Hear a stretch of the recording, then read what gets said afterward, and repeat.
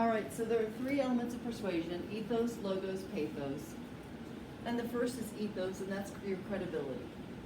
That's what you exude, obviously, to your audience. And we've talked about ethos before, or the idea of credibility. But three things go into this. One is that you appear competent, like you know what you're talking about, like you're not an idiot. You have good information that you're sharing. The other one is that you're trustworthy, that you're not lying, that you're not trying to con your audience, that you're being forthright, that you have good evidence to back up what you're saying, that gives you more credibility, and that you're dynamic, that you've got energy, that you don't seem bored. So that was one comment I made on some speeches. You seem bored. That's not good. You want people to sound like they're interested in what they're talking about. So those are three elements of ethos. And when you, like Elizabeth, when you talked about other people had told you things, but you had to listen to yourself, you had to trust yourself. And you can get a sense when you listen to people speak, especially here we are, less than a week from the election, if they're trustworthy, if they're competent, if they're dynamic, and what impact that has on you. So you got ethos, and then you have logos, which is the appeal to logic. Like, what makes sense? Appeals to reasoning.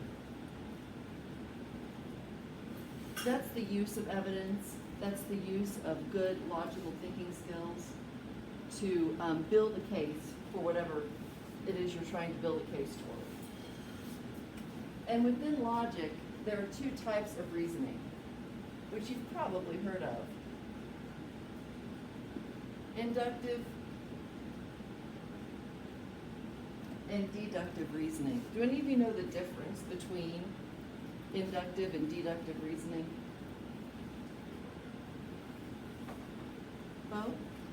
Oh no, you're just okay. I've heard them before, but I don't remember the exact definition. Okay. Inductive is taking smaller examples or experiences and generalizing based off of those. So it goes from small to big. So I'll do like this: small to big. For example, if I have had, I went to Missouri State, and every English professor I had but like one was fantastic. So I'm going to generalize and say that Missouri State had a wonderful English program in the 90s, okay? Because that was my experience. And I had that experience again and again. It wasn't like I had one good English professor and they're like, they're fantastic. It was many times. Or like my very best friend in the world is habitually late. I've known her for 30 years. She's always late. So I know whenever we get together again, she's running on Sarah time, and I'll see her 15 to 30 minutes after we've decided to meet. But those are experiences I've had again and again. If I go into Arby's, let's say, like I did one time, and I bit into a chicken sandwich and it was raw, and I then assume that every Arby's serves raw chicken, that would be a fallacy. That's not accurate inductive reasoning, and we're going to talk about fallacies next week. But it's having enough experiences to generalize based on something. Then that's reasonable, okay? But this does tend to be the most flawed. Deductive reasoning is taking general statements of truth to reach a smaller conclusion. It tends to be a little bit more reliable unless your statements of truth are flawed, okay? So for example, deductive reasoning uses argument structure called a syllogism.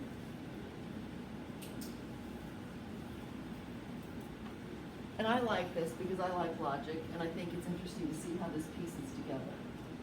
You're not going to stand up in your speech and say, I will now give you a syllogism, but you will see the logical progression of ideas, okay?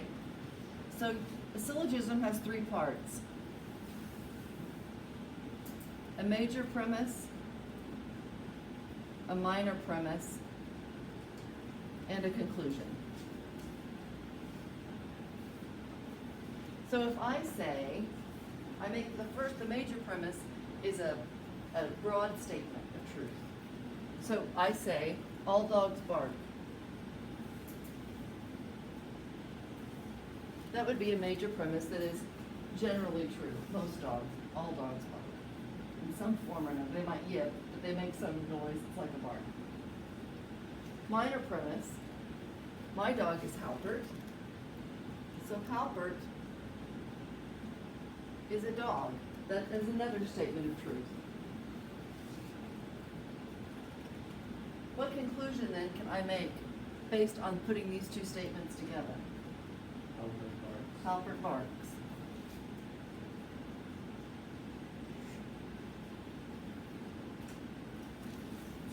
Can you think of another one?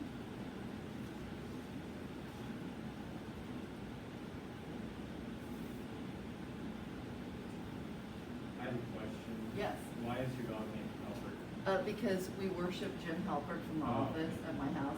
And Halpert's I was hoping that's why he was Halpert's a named Albert. girl, but we were set on the name before we ever found the dog. Yep. So she's Halpert, and we watch The Office all the time. Yep. Pam's okay, but it's Jim that we love. Come on.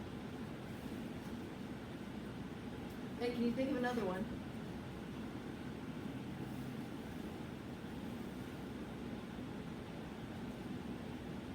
Kind of like with like stereotyping, you know, It would be, I'm so glad you asked that. Somebody else asked that on Monday. If you make a statement here that is not true, or is stereotypical but not true, then you're gonna reach a poor conclusion. Like somebody said, what if you said all conservatives are racist? That's not necessarily true, but somebody could say that. Yeah, they could. But then their logic will break down. Because you could say all conservatives are racists, which I don't believe, want that on record. And then you say, my uncle is a conservative, then my uncle is racist. Well, my uncle actually is a racist, but let's say he wasn't. Let's say I do have other conservative friends who are not racist, so that would be a flawed concept. So the key to deductive reasoning is that you don't stereotype, or you don't make statements of truth that aren't true. Because usually stereotypes are false, so you gotta be careful there. But like if I said, most students at Missouri State have to take COM 115, Bo is a student at Missouri State, Bo has to take COM 115. You see the progression there? Okay. We're gonna play with these more next week when we talk about fallacies, because you can see how all of these can be, all logic can be skewed. And that's why it's important to have good logic for good logos. Okay? The third element of persuasion is pathos. And that's the appeal to emotion. That's Sarah McLachlan singing In the Arms of an Angel while the dogs are behind bars. Okay, that's the appeal to sadness. Or you can show people frolicking and then, they want to buy that tampon. I don't know. Advertisers use pathos all the time. And hopefully now, after we've talked about this today, you're going to go forth and be like, that's ethos. Oh, that's pathos. I see it. And it's not, it's used in anything where persuasion is being enacted or attempted. So those are the three elements of persuasion from our friend Aristotle many, many years ago. Okay? Now those work in conjunction with Maslow's hierarchy of needs. Have you ever heard of Maslow and his hierarchy? Yes? Abraham Maslow created this hierarchy, and his argument was that we have fundamental needs and they build on one another. So it's really hard to get up to the top of the pyramid if the lower needs aren't met. So what you want to do when you look to persuade is see, how am I meeting those needs? Okay? So the bottom of the triangle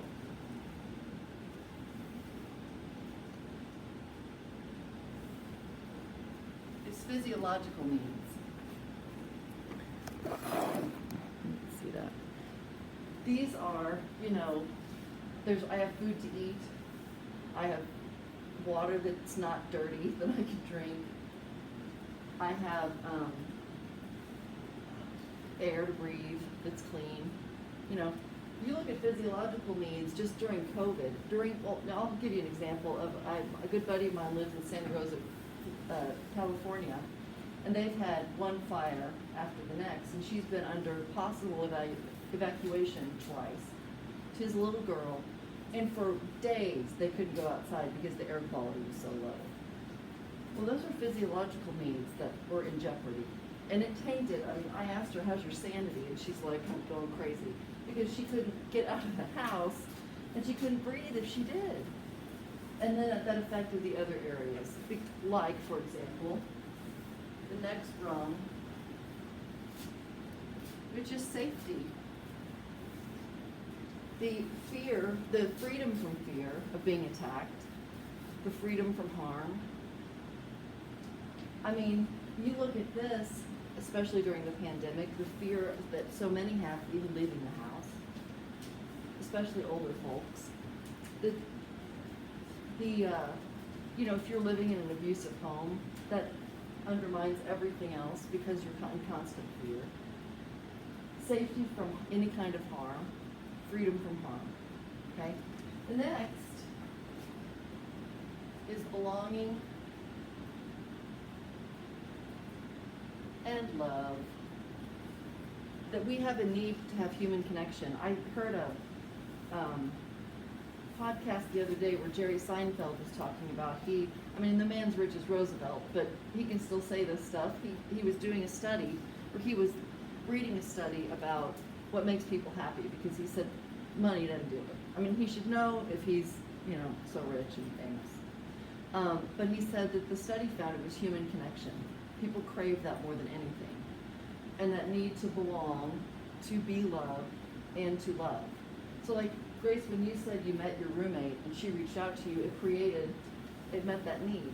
You had a sense of belonging that drew you here. And that's what we tend to do. It's hard to live in total isolation. So then we have esteem, which, how would you define esteem? Both? Self-worth, self-confidence, self-belief. Yeah, feeling like you are competent, that you're capable, that you have respect for yourself, you can do things, you like yourself, you love yourself. That's not so easy sometimes. I think we all know that. So then you get to the top of the pyramid, which some people argue very few human beings achieve. I disagree. Some people say, well, just, you know, Mother Teresa and Gandhi. But I think a lot of people meet this level more than you would think. And it is self-actualization.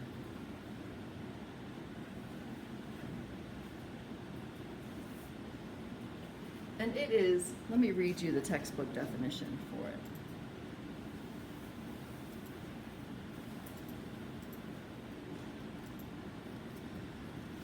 The drive to fulfill the highest potential through personal growth, creativity, self-awareness and knowledge, social responsibility, and responsiveness to challenge. That's in your text. But it's really the idea that you're fulfilling your purpose on earth. You're doing your best. You're living your best life. You get up here. Now, I don't think this is like some kind of life journey. I think you can go through these every day. And some days you're here, and some days you're here. And I think you can see where you are on the continuum on any given day. But the bottom line is, you want to find a way to tap into some of these when you're trying to persuade people to do something. And if you think back on the stories you told me at the beginning of class, you can probably see where these figure in. Or where these figure in. You all use reasoning, and some of you just knew something was right. Some of you trusted yourselves, and then you probably saw where this was going to work for you over here. So those are the main elements of persuasion and Maslow's hierarchy of needs. What I want you to do for next week is find an example of these, of any one of these, okay? And bring it in. Now, it can be a video, if you can show us. Don't show us the Sarah McLachlan commercial, but you might find a really good commercial that demonstrates one of these. It might be in print, it might be a story you heard, it might be an example of a political speech. You can pull it up on my computer in class, or you can email it to me and I'll pull it up. All you're gonna do is show it in class next week and tell us how it is one of these. And it might be all three, in which case tell us that. Okay? There is one additional element that's kind of, it's not one of Aristotle's three, but it is another element of persuasion that's kind of come into in the academic school of thought in recent years. And it's the idea that we're persuaded by storytelling, and it's called mythos, that we create reality based on the stories we've heard. And if you think back to, even if, like, let's say you had a grandparent or someone in your family that you didn't really know well, but you've been told stories about them, so you've created an idea of who they are based on those stories that you've heard. Or if you heard testimonials from Ground Zero on 9/11, and you've heard people tell the story of heroism and of first responders, then you get in your mind, that was really a time of pride and of courage, and you're persuaded to think a certain way because of the stories that you've heard. Now, when you come in next week, if you want to bring an example of mythos, you can, but I'm really looking for one of the main elements of persuasion, okay? And that will be, there was a discussion board about those. I tossed that, and I would rather see you talk about it in class. So that's what we'll do in class next week. Any questions about that? Okay. The next thing we're going to talk about is your persuasive speech itself. Because you need to be thinking about that because your topics are due this week. Now keep in mind, if you change your mind about your topic, it's not a problem. There's a space on the weekly folder for you to just send it in to me. It's 5 points, and then you can always change it. But you want to be thinking about a topic that you care about enough to try to persuade us about. And the great thing about this speech, the thing I think that makes it easier, is that you don't have to withhold your own opinion. You don't have to show us both sides of anything. You get to use these and those to get us to believe whatever it is you want us to believe. Okay? So your persuasive speech is 7 to 9 minutes long, and it has 8 sources that have to be orally cited. And half of those need to be from 2020, and only one can be internet-based. There are no presentational aid. You can still use 2 note cards. So what you're hearing is this is very, very similar to the informative speech. But there's one thing you have to do in this speech that I didn't make you do in the first one, and it is that you have to tell us what pillar of the Missouri State Public Affairs Mission your speech taps into. What are those 3 pillars? Anybody know? I didn't know if they, made you drink the Kool-Aid at orientation or what. Anybody? And they're cultural competence,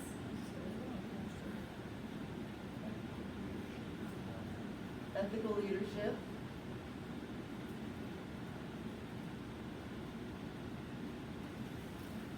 anybody else? Community engagement.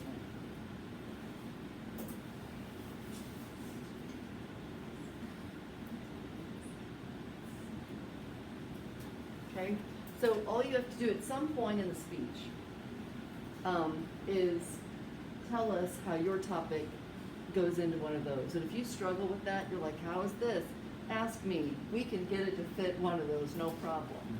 All you have to do, I promise, all you have to do is say, like in your intro, maybe say, and this aligns with the public affairs mission of cultural competence because, or if you want to do it in the body of your speech, you do it in the conclusion. There's no specific place. You just have to say it at some point and make that connection to the public affairs mission. Thanks for the thumbs up, Bo. I appreciate that. All right. Oh, the other thing is, the, persuasive speech is due on the 6th of December. Oh. I thought you were gonna say November now. Oh my God, that would be so mean. I was like, that would be very mean. So you've got a month to do this. And things really kind of wind down in terms of, I mean, we've got some more chapters and things to cover and stuff to do in class. But I also know that you are, you need to have time and need to be able to focus on a persuasive speech and to get it done. And I still don't know exactly how the final exam is going to roll, but as soon as I find out, I'll let you know that. So you got 3 things this week. Due Sunday is your informative speech reflection and your persuasive topic.